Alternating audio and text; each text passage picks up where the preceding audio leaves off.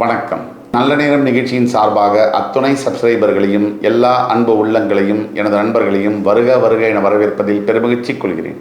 வக்ரதுண்ட மகாகாய சூரியகோடி சமப்பிரப அவிக்னம் குருமே தேவ சர்வகாரியேஷு சர்வதா. தென்னாட்டுடைய சிவனே போற்றி, என் நாட்டவர்க்கும் இறைவா போற்றி. நண்பர்களே, இந்த புத்தம் புதிய காணொலியில் உங்கள் அத்துணை பேரையும் வரவேற்பதில் மிக்க மகிழ்ச்சி கொள்கிறேன். இன்னைக்கு நம்ம பார்க்க போகிறது சிம்ம ராசி. காலபுருஷ தத்துவத்துக்கு 5ஆம் வீடு என்று சொல்லக்கூடிய சிம்ம ராசி. சிம்மம் அசாத்தியமான கேப்பபிலிட்டி உள்ள ஒரு ராசி, திறமைகளை உள்ளடக்கிய ஒரு ராசி. சிம்மம் எல்லாத்தையும் ஜெயிக்கக்கூடிய ஒரு ராசி. குறிப்பாக சிம்ம ராசியுடைய ஜாதகத்தில் 4ஆம் வீடு என்பது ரொம்ப முக்கியமானது. அது சுகஸ்தானம்னு சொல்லுவோம், ஆரோக்கியத்தை குறிக்கக்கூடிய ஸ்தானம். ஏன் நம்ம இந்த வீட்டை பற்றி பேசுகிறோம்? 4ஆம் வீட்டில் கிரகங்கள் இருந்தால் என்ன நடக்கும்? அதே மாதிரி உங்கள் சுகபோகங்களை தீர்மானிக்கக்கூடிய ரகசியங்கள் என்ன? தவிர சிம்ம ராசிக்கு அபூர்வ கிரக சேர்க்கைகள் என்ன? இப்போ ஒரு 4ஆம் வீடு என்பது வீடு, வாகனம், சொத்து, தவிர ஆரோக்கியம், இதெல்லாம் குறிக்கும். இதில் எல்லாமே வந்துடுது பாருங்க. கிட்டத்தட்ட 4ஆம் வீடு என்ன ஆகுது? கேந்திரஸ்தானம், வீடு, வாகனம், சொத்து, ஆரோக்கியம், முக்கியமான அத்தனை விஷயமும் இதில் வந்துடுது. சிம்மத்துக்கு ஏன் இந்த சுகஸ்தானம், ஆரோக்கிய ஸ்தானத்தை பற்றி அதிகமாக வலியுறுத்தி பேசுகிறோம்? சிம்மத்துக்கு, சிம்மராசியில் பிறந்த அத்துணை பேருக்கும் ஆரோக்கியத்தில் குறைபாடுகள் இருக்கின்றன. ஆரோக்கியத்தில் சிம்மத்திற்கு ஏன் குறைபாடுகள்? நிறைய குறைபாடுகள் ஆரோக்கியத்தில் சிம்மத்திற்கு இருக்கு. ஏன்? தன்னுடைய ஆரோக்கியத்தை பற்றி மட்டுமல்ல, எதை பற்றியுமே கவலைப்படாத ஒரு ராசி. குறிப்பாக ஆரோக்கியத்தை பற்றி கொஞ்சம் கூட கவலைப்படாத ஒரு ராசி. அதனால சிம்மத்துக்கு ஆரோக்கியத்தை பற்றி பேச வேண்டிய அவசியம் இருக்கு. நல்ல ஒரு ஆரோக்கியம் இல்லை, வீடு இருக்கு, வாகனம் இருக்கு, சொத்து இருக்கு, சல்லி பைசா பிரயோஜனம் இல்லை. நல்ல ஒரு ஆரோக்கியம் இருக்கு, வீடு இருக்கு, இல்லை வாகனம் இல்லை, சொத்து இல்லை, அப்பையும் பிரச்சனைகள் இருந்தாலும் வாழ்க்கையை வாழ்ந்துட முடியும். அப்போ ஆரோக்கியம் என்பது ரொம்ப முக்கியம். அப்போ ஆரோக்கியம் மற்றும் அபூர்வ கிரக சேர்க்கைகள் சிம்ம ராசிக்கு எப்படி இருக்கும், அதை பற்றி தான் இந்த எபிசோடில் பேச போகிறோம். உங்களுடைய தனிப்பட்ட ஜாதகத்தை எடுத்து வச்சுக்கோங்க. அதுக்காக இப்போ நம்ம சொல்லக்கூடியது அப்படியே பொருந்தும் அப்படின்னு சொல்லிட முடியாது. நாம் சொல்லக்கூடியது பொது பலன்கள். பொருந்தலாம், 75% பொருந்தலாம், 25% பொருந்தாமல் இருக்கலாம். அப்படி அதற்கும் மேல் உங்களுக்கு சந்தேகம் இருக்குன்னா கீழே கொடுக்கப்பட்டுள்ள வாட்ஸ்அப் நம்பரில் எங்களை தொடர்பு கொண்டு பேசும்போது உங்களுக்கான 1-to-1 கன்சல்டேஷன் நாங்கள் ஃபிக்ஸ் பண்ணி நானே உங்கள்கிட்ட நேரடியாக தொடர்பு கொண்டு பேசி உங்களுடைய வாழ்க்கையில் எந்தெந்த பிரச்சனை இருக்குது, அதுக்கு என்ன தீர்வுங்கிறத உறுதியாக தீர்மானமாக சொல்ல முடியும். இப்போ சிம்மராசிக்காரர்களுக்கு உங்களுடைய ராசியாதிபதியான சூரியன் 4ஆம் வீடு சொல்லக்கூடிய விருச்சிகத்தில் இருந்தால் பாரம்பரியம் மிக்க ஒரு குடும்பத்தில் நீங்கள் பிறந்திருப்பீங்க. லெகசின்னு சொல்லுவோம். அப்பா வழியில் வரக்கூடிய சொத்துக்கள் அதிகமாக கிடைக்கும். அப்பாவினால பலன்கள், பாரம்பரியம், பரம்பரையினால மதிப்பு, மரியாதை, அந்தஸ்து கிடைக்கும். இப்போ ஒரு உதாரணத்துக்கு இந்த இடத்துல குரு பகவான் இருக்காருன்னு வச்சுக்கோங்க. சிம்மராசிக்காரர்களுக்கு அம்மாவினுடைய ஆசீர்வாதம் அதிகமாக கிடைக்கும்.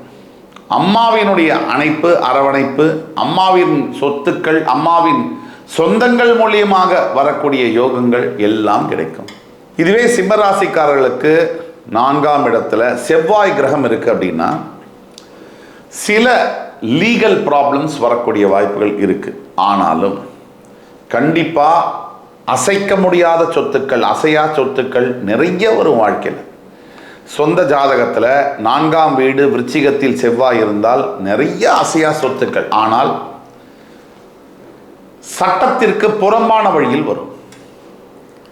சிம்மராசிக்காரர்களுக்கு 4ஆம் வீடு விருச்சிகத்தில் செவ்வாய் இருந்தால் சட்டத்திற்கு புறம்பான வழியில் உழைச்சு வராது.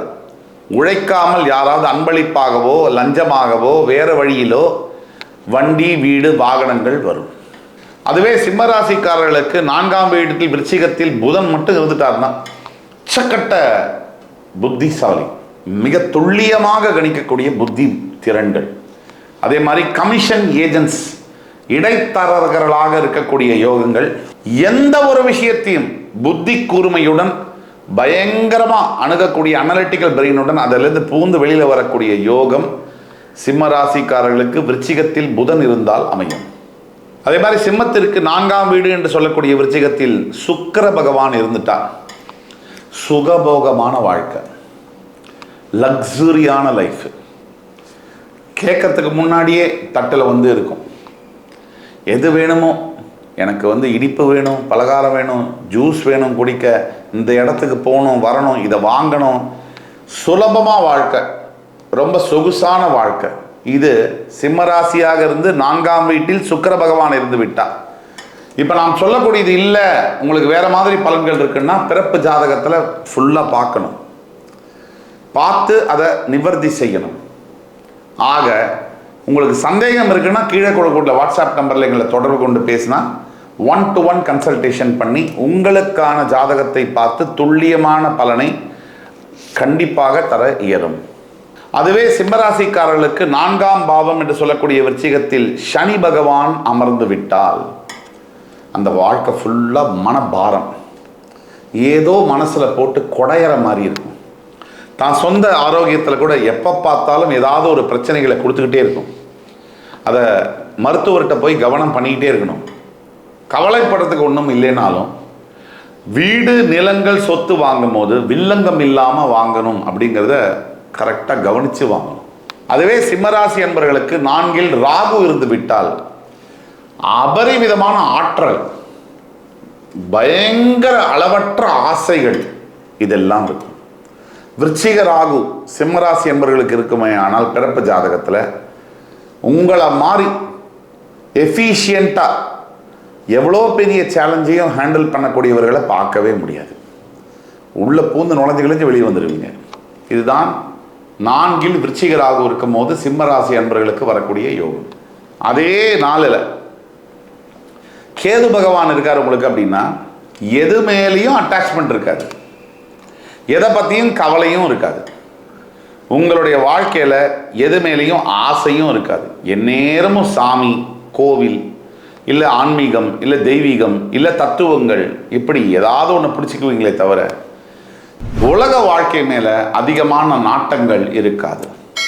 சிம்மராசி என்பவர்களுக்கு 8ஆம் வீடு மீனராசி, அந்த இதில் குருவும் சனியும் இருந்தால் கல்யாணம் நடக்கிறதுல மிகப்பெரிய சிரமம், தள்ளி தள்ளி போகுது திருமணம். குரு சனி சேர்க்கை யாராக இருந்தாலும், எந்த ராசியாக இருந்தாலும், எந்த கட்டத்தில் இருந்தாலும், கன்னி ராசியை தவிர குரு சனி சேர்க்கை எங்கிருந்தாலும் ஆபத்தே. திருமணம் தள்ளி போகிறது, திருமண வாழ்க்கை தள்ளி போகிறது. ஆனால் சிம்மத்திற்கு திருமணம் தள்ளி போனாலும் நல்லதாக நடக்கும், லேட்டாக நடந்தாலும் நல்ல ஒரு மேரேஜ் நடக்கும். மற்ற ராசிகளுக்கு சற்று சிக்கலாகவே அது அமைகிறது. சூரியனும் செவ்வாயும் சேர்ந்து சிம்மராசிக்கு 5, 9, 10, 11 இந்த இடங்களில் அமைஞ்சிட்டால் அதிகார பலம் என்பது ரொம்ப கிடைக்கும். ஒரு நாட்டையே நிர்வாகம் பண்ணக்கூடிய அதிகாரம் கிடைக்கும். சிம்ம ராசிக்காரர்களுக்கு சூரியனும் செவ்வாயும் சேர்ந்து 5, 9, 10, 11ஆம் இடங்களில் அமர்ந்து விட்டால் அவர்களுடைய அதிகார பலம், அதிகாரப்பூர்வமாக அழுத்தமான பலங்கள் கிடைக்கக்கூடிய வாய்ப்புகள் 100% உண்டு. அதே மாதிரி புதன் சிம்மராசிக்கு 1, 4, 6, 9 இந்த இடங்களில் அமர்ந்து விட்டால் சிம்மராசிக்காரர்கள் தன்னுடைய சொந்த முயற்சியினால், சொந்த புத்திசாலித்தனத்தை யூஸ் பண்ணி பெரிய இடத்தை பிடிப்பீங்க. அதே மாதிரி குரு கேது இந்த சேர்க்கை சிம்மராசிக்காரர்களுக்கு ஒரு அபூர்வ சேர்க்கையாகும். 1, 5, 9ஆம் வீடுகளில் சிம்மராசிக்காரர்களுக்கு குரு கேது சேர்க்கை வந்துருச்சுன்னா பெட்டு பண்ணி சேலஞ்சு பண்ணி சொல்ல முடியும், அவங்க கோடீஸ்வரராக மாறுவார்கள், வாழ்க்கையில் கோடீஸ்வரர்களாக உருவெடுப்பார்கள். ஆக சிம்மராசி என்பவர்களுக்கு உங்களுடைய 4ஆம் வீட்டில் அமையக்கூடிய கிரகம் ரொம்ப முக்கியமான கிரகம். வீடு, வாகனம், வாழ்க்கை, உங்களோட ஆரோக்கியம் இதையெல்லாம் தீர்மானம் பண்ணக்கூடிய கிரகம். உங்களுடைய பிறப்பு ஜாதகத்தில் என்ன மாதிரி கிரகம் அமைஞ்சிருக்கு, அதற்கான துல்லியமான பலன் என்ன அப்படின்னு தெரிஞ்சுக்கணும்னா கீழே கொடுக்குள்ள வாட்ஸ்அப் நம்பரில் எங்களை தொடர்பு கொண்டு உங்களுக்கும் எனக்கும் 1-to-1 கன்சல்டேஷன் செய்து உங்களுக்கு சரியான விதத்தில் அட்வைஸ் சொல்ல முடியும். உங்களுக்கான பரிகாரம் இப்போதைக்கு அஷ்டமத்து சனி காலகட்டங்களில் மெடிடேஷன், தியானம் என்பது முக்கியமான பரிகாரம். அது தவிர சிம்மராசி என்பர்கள் தொடர்ந்து சிவ ஆலயங்களுக்கு போய் தர்ம காரியங்களை செய்ய வேண்டும். இதை செய்ய செய்ய அஷ்டம சனியுடைய தாக்குதல்கள் கம்ப்ளீட்டாக அகலும்.